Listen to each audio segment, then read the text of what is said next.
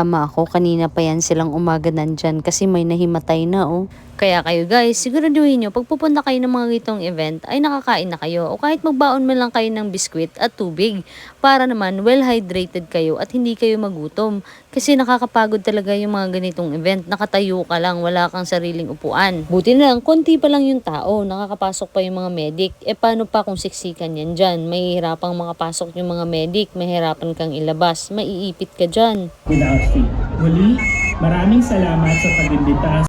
Maya-maya pa napansin ko na parang dumadami na yung tao kaya nag-aya na talaga akong umuwi. Feeling ko maiipit talaga ako dito. Sobrang tangkad ko pa naman. Paglakad nga lang namin palabas, ganito na kadami ang tao na bigla ako kani-kanina lang parang walang tao. Tapos biglang sabay-sabay oh. Sabay-sabay nagsipasukan yung mga tao. Kung makikita nyo sa video, sobrang dami talaga ng mga teenager.